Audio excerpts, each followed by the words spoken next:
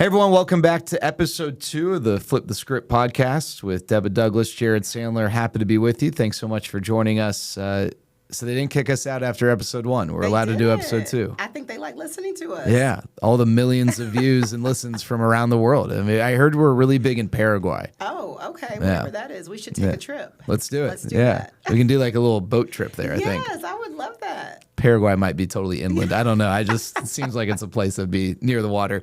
All right, so we're going to continue to provide some tips and ideas, thoughts, maybe hear some stories along the way with Deba's background in real estate investing, and then with our side on the funding and what we see. Hopefully this podcast continues to be a resource, and we'd certainly appreciate if you would share this with your friends who are in or maybe interested in getting into real estate investing.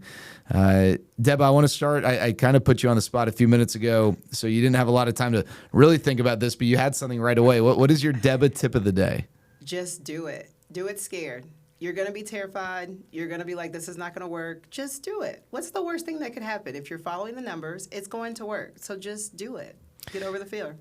We were texting about, hey, what do you want to talk about today? And one of the things you mentioned, how do you know when you're ready? And I was just thinking, there's like the ideal time, right? When you full runway, you get to, take the plane off like at the very tip of the Act. I'm not a pilot. I have no idea what I'm talking about. But I imagine that, there's a certain amount of runway and it's ideal and you're all ready to go. But there are also going to be opportunities that come up maybe before you're ready, but you need to be ready to be ready. Yes, right? Absolutely. And I think a lot of us are watching the news and we're terrified with the market and we're terrified with the tariffs and everything that's going on. But there's still deals. There's still deals happening. People are still buying houses. It's still going to happen. You just have to figure out, do your research, have the solid team around you that's going to guide you, check your numbers, and then you just do it. But it is going to be terrifying. I'm telling you right now, you're going to have sleepless nights. You're going to think, why did I make the decision? Did I get the right contractors? You're going to second guess everything that you're doing. But I think that's the beauty in it. I like. Is this new gear, new merch you're rocking? This is. Principles of Real Estate with Deba Douglas. I love it. You can get connected with Deba on social media, website. Yes, douglasdwellings.com. Okay, easy enough there. Join her program to get the really the best education you can get from someone who's got experience as an investor, as a realtor, sees this from all angles. And then on our side, if you need funding, we'd love to work with you at Longhorn Investments. And on our side, we're trying to do deals, right? Yeah. We want people to bring us deals. We want to churn out loans, good loans, and then on your side, same thing, right? You're trying to find the deals, and there's stretches throughout the year where it's like, man, it seems like it's dry. Yes. And I know that from your perspective, same thing. Usually, it only lasts I feel like 2-3 weeks, maybe 4 weeks at a time, but then things open up and it's like, absolutely. I feel like there are going to be stretches where you're discouraged. It's kind of like as an athlete, yes. You go through a period. It's like, man, if you play basketball, I can't shoot. Like the last 3 weeks, I can't shoot. Or if you play baseball, it's like I can't buy a hit. But then you snap. You stay committed to what you're doing, yes. The process. You eventually snap out of it. I imagine from your perspective, looking for deals, it's a similar experience. Yes. Whenever I am 100% in looking for deals, it takes a while for me to find something. But then when I take my foot off the brake and just say, okay, I envision myself buying in my next deal. I envision myself rehabbing it. Something just happens in the universe where it's like, oh, here's a deal. And I'm like, how long has we been sitting on this deal? It does happen. Sometimes it takes a little bit longer, but it's, again, you have to stay in the game. You have to be consistent. If you're only looking for deals once a week, you're probably not going to find a deal. But if you give yourself 30 minutes every day to just knock out time and say, I'm going to look for a deal, I guarantee you're going to find it. And then I'll have stretches, with you where, we'll be talking, I can't find anything, Jared. And then 2 days later, I get a deal from you or one of your mentees, and then 2 hours later, another deal, and the next day another deal, yes. And it seems like it happens in waves, and so you got to be ready to pounce. You do, and talking about that, you have to be ready to pounce. You have to be prepared for it. It's not just, oh, I'm just going to find a deal, it's going to land. There's so much more that happens before you find the deal that you have to have in place, like making sure you have a team. Do you have contractors that you know can do the job in the price point that you need to have? Don't make it where your first deal, that's the first house you've ever walked. You should already be walking houses with your contractors so you can already have an idea what the numbers need to be. You should already have a realtor in your back pocket that you can immediately send deals and say, hey, can you run comps on this? You should already have a title company that you've already talked to, worked with, that if I send a deal, if I have questions about it, who is your escrow officer that's going to help you with this? You should also have several other investors that you can just bounce ideas about, because maybe it's not a regular fix and flip deal. Maybe it's a buy and hold deal. Do you have investors that you can share that information with, and they can give you information and concrete feedback that's going to help you? And so our goal with each episode, we want to give stuff for the experienced investor to maybe chew on, but also, of course, be welcoming to the person who's sitting here listening, thinking about whether or not he or she wants to get involved, right? Yes. So for beginners, for intermediates, maybe even for experts, you mentioned the realtor side of things, and I'm a big proponent of borrowers using a realtor if they are not experienced at finding deals or understanding comps, because I think that a lot of times are the two biggest hurdles. And I love when I have someone who comes to me and they tell me, I've been working with Deba, and I fully would say right now, hey, if you're thinking, how can I find a realtor who help? I'm talking to one right here. Would love for you to work with Deba. But I know sometimes people maybe work, their best friend is a realtor, or their mom is a realtor, or there's some tie. And it's like, no, I'd like to work with this person. They're comfortable. Get it. What would you say to that person if they need to not grill the realtor to make sure they are equipped to view things through the eyes of an investor, but just to get a sense like, hey, Steve, I love using you. You helped me buy my house. Sandy and I are so pumped. We've been there 3 years. It was great. We're thinking of getting into real estate. Do you think you can help me find, or we're thinking of getting investing. Do you think you can help me find deals? Like, what are the things you'd want to hear from a realtor to have the confidence that they're not just good on the retail side, but on the investing side? They need to be an investor. I say that because I know I'm probably going to get bullied by a couple of realtors. They're like, I don't have an investment property, but I really work with a lot of investors. But if you're also an investor as a realtor, you're going to look at everything totally different. You're going to look at the market totally different. When you're talking to another investor that's going to be your client, you're not just going to tell them, well, I think you can sell it for this. You're also going to say, well, days on the market, if you do want to sell it, you're going to have to sit for a little bit. You're also going to need, what is your finish out's going to be? The conversation is a little bit different. And I say this because I became a realtor. I don't know if I even told you the story, but I became a realtor because I gotten burnt by a realtor that told me she knew about investing. I ended up buying a deal that she told me was going to appraise at a certain amount. Come back and find out it didn't appraise. It appraised like almost $30,000 less. And then when I called her to help me kind of challenge the appraiser, I literally never heard from her again. And so I still own this deal. And every time I have to change the tenant or have to do any type of maintenance because I still have money stuck in the deal almost 7 years later, it stings to the point that I'm always telling people, make sure you have the right realtor, because if not, it can be very costly. So you were planning on flipping it, but it turned into a rental just because you had to. I had to. I was too far in. I bought the house for $65,000. The rehab was like another $60,000, and it was supposed to appraise for like $275,000, and it only appraised for like $220,000 or something. So let me ask you, at that point, because one of the things that I love telling people is that you and your team are so good at understanding the comps, and rarely does a Deba mentee come to me with, hey, this is the estimated ARV, and that number comes in low. Almost never happens. At that point in your journey, were you just not as equipped to look at comps, or was that a situation where you just trusted what they said? I mean, this is a realtor. They know what they're talking about. I'm just going to trust them. I'm not necessarily going to put in the work to cross-check and grade their work, so to speak. Right. I was brand new. I was a brand new investor. At that time, I was not a realtor. I found this agent on Zillow because I'm thinking all agents are equal. All of them are the same. They are not. Oh my gosh, they're not.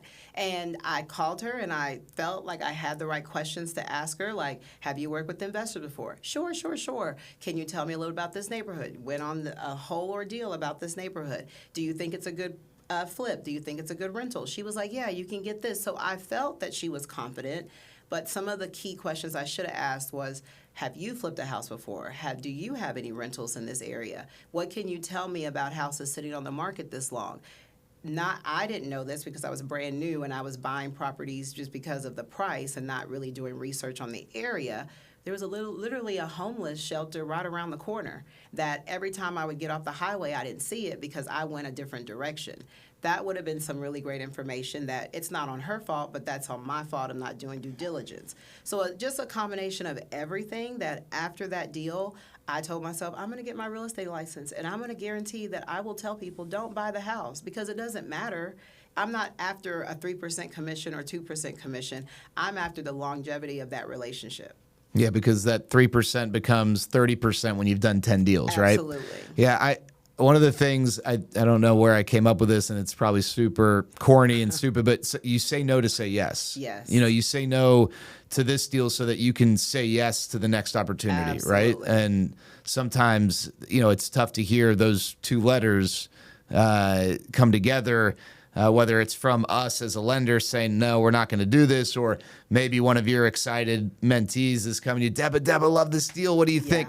No, this is not the right deal. But Absolutely. you gotta be patient. I think, you know, one of the things you were talking about earlier is for new investors, building a team as something that's really important. It just kind of occurred to me hearing you talk. And this isn't just for new investors, but I think it's important for new investors to understand you don't have a limit on the amount of questions you can ask anyone in this process. Whether and make sure you understand why. Challenge the realtor. Okay, you're telling me 280. Why? Let me understand why. Hey, you lender, you can't do this. Why? And they might have a very good reason. I mean, I have people that ask me all the time, hey, why wouldn't you do this deal? And we'll explain our reasoning, and it helps them understand our perspective. Yes. Maybe they listen and they're like, oh, that makes total sense. Or maybe they're like, I mean, I hear what you're saying. It doesn't make sense to me. And that's fine if that's their experience, but at least they're asking the questions. It's their money, it's their credit score, it's their future. Ask questions. And I know we all want to trust people. Yeah. And I know that we all want, I hate to say shortcuts, but like we all want, if someone says that they can do something, that's like, oh, great. That's one less thing I have to do. Yeah, no, we're good. I trust hey, he's going to do it. But you got to ask questions, and you got to put in that extra effort. I think that's really important, especially for new investors. Do you ever think that new investors or just new mentees that I've worked with, do you ever feel like they don't know enough, so they don't even know the right questions, or they sound like they're more worried about how they're going to come off to you, like, oh, you really don't know what you're doing. So I think that makes the new borrower or the new mentee reserved, and they feel reservations of, I should know this answer, but I don't, and I don't even know how to ask, so I'm just going to sit here and say, oh, I get it. And you're saying LTV or you're saying ARV, and they're remembering all these, and they're like, I don't know what they're talking about. Yeah. But they're too intimidated or scared to say, well, can you bring that back and tell me what this means? That's a great point. As a former teacher, I see the wheels turning, because I'm sure, like, you know, you'd be in a classroom and someone, like, you know, there'd be a student in there that's nervous to raise his or her hand in front of the class because, you know, they don't want to sound less than because they don't. Yeah, I notice it, and I'm not just blowing smoke. I do notice a level of understanding from your mentees after they've spoken to you versus before they've spoken to you, before they've gone through the class. Or a class, not even the entire course. I do think that in general, when I speak to someone who has worked with a realtor who knows what they're doing, there's a level of understanding. But yeah, they don't know what they don't know, and I don't know what they don't know either, right? I try to always tell someone who I can, you know, I get the sense, or maybe they, by their own admission, they're super new at this. Hey, don't be embarrassed about asking any question. Like, I didn't know what any of this stuff was when I started, right? So ask. one thing that I like to do when someone comes to me and they are new, even if they're not a new investor, they're new to Longhorn or maybe they're new to hard money, I send them an email that, it's got not every little bit of information, but a lot of information. And the reason I like doing that, it's not to push away a phone call. If you want to talk, let's talk. But hey, why don't you read this first, and then let's use that as a springboard for our conversation? Because I found that little bite of information helps them understand what questions they need to ask. I totally agree with that, because I'll get a lot of people are like, hey, I just want to go to lunch with you. I want to pick your brain. And I'm good with that. I will go eat lunch with you. Let's talk about it. But what you're asking, when we get to lunch, they want to know everything. And I'm like, I'm going to probably forget some things because it just comes natural to me. And that's why it's so important to get grounded in either a mentorship or get an investor that's going to walk you through it, because there's going to be so many different aspects and different processes that they have to be prepared for. Even just the Longhorn process, you have to make sure that you are really prepared and ready to go, because as soon as you go under contract, there's a lot of different information that's going to be coming to you that you have to already have those in line, have your bid ready, make sure that you have the money in your account. And it's things that you kind of mull over, because I do it every day when I buy a deal with you guys, but it are things that you do need some guidance and you need some support to help you through that process. You just said something that this is a very easy thing for investors to do. But you said, when they bring us a deal, they got to be ready to, this and that. Know how to get statements from your bank account. Yes. Right? That, you don't know when the deal is going to come across. So getting them all now might not make sense if you don't have a deal for 6 months. We require 60 days of statements. That's 2 months. But sometimes I'll have people that, I need to figure out how to get my statements, right? Yeah. It should be something, figure it out now so that when the time comes, it's 2 minutes to go click this, that, and then download the PDF, Absolutely. Right? If you have an LLC or if you're using an LLC, just take 5 minutes to get all your docs in one folder, right? Like it's Google Drive. It's always with you. Yeah. I think it's a minor thing, right? It's literally like 10 to 20 minutes of housekeeping that will save you just the stress of, oh gosh, I got to run home and I got to figure out how to do this. And, it's all there. Yeah. I can get it to you in I'll be home at 3:00. It'll be in your inbox by 3:10, as long as I got a working internet connection. And then you mentioned talking to other investors. Let's quickly mention what we got coming up, May 29th. Yes. May 29th, we are going to be doing a pickleball game night, and we are going to have tons of investors there that you can mingle with, network with. We are also going to have RPF Homes, Ryan Romo, coming to just share his insight with the market and share about wholesaling. And we're also going to have someone from Metrotex come share.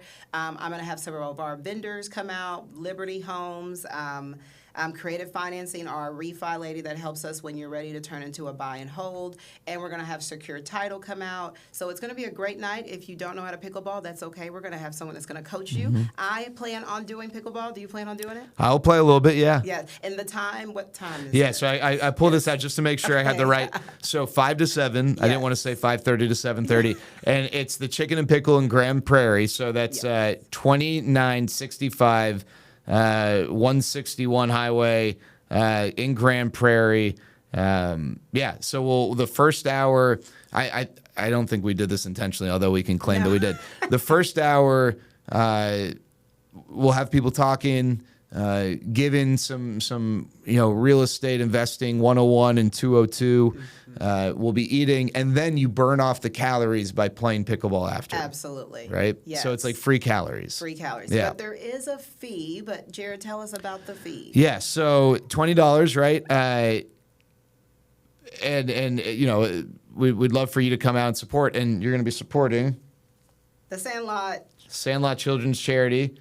It's a charity that helps provide financial resources to kids and now even adults, as the charity's grown, with disabilities, to allow them the opportunity to get involved in athletics and active programming, which sometimes can be really financially prohibitive. We also support the organizations that create that programming, because they have financial challenges in creating, establishing, maintaining that programming. And the real impetus behind this is people with disabilities, kids with disabilities, adults with disabilities, they have the potential and the ability to do amazing things. And too often people put ceilings, put limits on what they're able to achieve just because they assume, oh, you have this challenge that I don't have, that I'm, not aware of. And I'm going to ignorantly just assume you can't do things that I can't, that I can do. And that's not, it's not right for anyone of any ability type to have a limit put on what they are and are not capable of achieving without giving them the opportunity to grow and to try. Absolutely. So where else can you go to learn about pickleball and play pickleball, learn about real estate investing, get connected so you can get your first deal, and you're doing it to give back to the community? Hey, you can't beat that. It's a great night. It's right off a highway. It's in Grand Prairie. So if you're coming from Fort Worth, you're coming from Dallas, we kind of try to pick a midpoint. Yes. And good food will be good fun. And then the community side of it as well. You mentioned, I think this is so important. One thing that I have learned over the years is the ability to connect with other investors. I mean, it's like this in any, no matter what it is that you do, connecting with other people in your industry or other people who are pursuing a similar goal helps, right? Yes. And that's one thing you've done such a great job of through your mentorship program is the community. And I don't even know if this was like intended, but just the community that has been built and the way that, I see, the investors from your program help one another. And the other thing I've learned is that I feel like investors they enjoy helping other investors, really right? do. They understand the struggles, the stresses, Yes. the fears, and hey, if I can pass on any knowledge to Joe investor, Susie investor, want to do that. Yes. And I think coming to events like this, I would encourage people to do, whether it's this event specifically or just an event in general, because you meet people, you learn, and I think that's a great springboard to grow. Absolutely. And when you help someone else, you will be blown away how that comes back to you and what you are wanting in your life. Just like from a fulfillment. Yeah, I agree. Yeah. It's powerful. And you can help a charitable organization as well. Absolutely. Yeah. So we'd love to see you May 29th, Chicken and Pickle. All right. You mentioned the team. I want to leave people with this. So GC is a huge part of it, right? Yes. I mean, that is like number one. They make or break your deal. Yes. The lender's another part of your team, right? And we would love to be that resource for people listening. Go to longhorninvestments.com. You can reach out to me, Jay Sandler, at longhorninvestments.com. If you want more information, happy to chat. Yeah. But use us. We love that. But in general, a lender's a big part of your team. And a lender, I will say, it's not just any lender. Longhorn has been able, and I'm just going to share a personal story. Longhorn has been able to help me scale my business to the point that, let's say I have set aside $100,000. With $100,000, I am able to buy up to 4 to 5, 6 different properties at one time because I have the liquidity. If I was using other lenders that are out there, I'm using maybe half of that for one deal. But if you really want to scale, do buy and hold, do flips at the same time, Longhorn is going to help you with that. And what is really crazy is that I remember when I first started using Longhorn, and I'm like, okay, I can buy one, I can do a couple, and then I remember reaching out to you, and again, I probably will text Jared in the middle of the night, and then he will text me right back. I'm like, are you up? And I would say, okay, I know I already have 2 deals going, but I want to get another one. He's like, sure, as long as you have the liquidity, let's go. So it helps you really scale. There's going to be a ton of lenders out there that are going to say they can do the same thing, but Longhorn is different because they also check on you throughout the project and just checking in. Hey, how are things going? Do you need any support? And they're always there to help you through whatever you're going through. So Longhorn for life, seriously. So I love Deba. I'm not good at the heart hands, but I think this might be a heart. I think you got it. Okay. No, I appreciate that, and that's a big part of it, right? Yes. We want to be a part of a team, right? We're not. It's not just, okay, all right, you've closed on your deal. Maybe we'll talk to you never. Yes. It's hey, how are things going? The draw process, you good there? We got people now here at Longhorn who are dedicated to various parts of the process, who are able to jump on things quickly and help you out right away.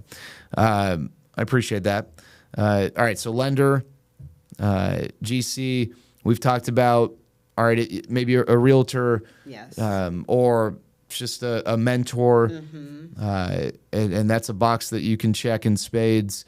But what what else? Who else is a part of the team? You need a title company that you can reach out to about whatever questions. Like if you are not if you're not familiar or comfortable reading a title policy or reading the title commitments, because once you go under contract, title is going to pull the title commitment, and so you're going to know everything about the house, who's owned the house, if there's any liens on the house, anything of that nature. Title is going to bring that to you. Your job is to open that email and you're looking through that just so that you've seen it. If there's anything that's big, title's going to bring it to your attention, but it's also great for you to know. So you have to feel comfortable with that escrow officer that you're working with, so you can ask questions about what the title is, what is my cash to close, so that and they're going to be able to explain to you the HUD statement and the closing disclosure so that you're prepared to know what you're going to bring to the table. I get asked this, do I choose title? Who chooses title? How would you answer that question? Yeah, so if you're using a wholesaler, they already have a company they're going to be using as their title. But sometimes if you're buying it off the MLS, you can determine who you want to use, especially if you're paying the title policy. If you're buying direct to seller, you get to have the full autonomy to select the title company. And payment of title fees, is that something that can be negotiated? I'm still working on that. I feel like you can, but it's not that much. I feel like overall it's pretty standard, especially here in Texas. Okay. And then who else? Anyone else that you think is insurance? Insurance. Yeah. You do need someone insurance because the insurance that you're getting for these distressed houses are similar they're different than your regular homestead. So Longhorn has a lot of different recommendations. I think we use your recommendation person. They're going to help you get coverage. Usually you'll do either 6 months or a 12-month loan, or not a loan, but an insurance coverage. What I do like about it is something to think about. Let's say you only need that coverage for 6 months because you're able to do the rehab, get the house sold. You can reach back out to that insurance company and get the difference of that policy. Right. So if you overcommit, yes, you're not financially committing for sure. Right. You get that. Okay, get good. That back. All right, I think that's a starting five, right? That's the starting five. I mean, once you start and you get going, you'll start accumulating more people. That may be a designer, maybe someone that's a stager. But it just kind of continues to grow. And you're never going to know everything. And that's the biggest thing for new borrowers. A lot of us are afraid to take the first step because we can't see the bottom of the stairs. Just take the first step, because once you take the first step, everything just starts working because you're working towards that total vision of why you did this.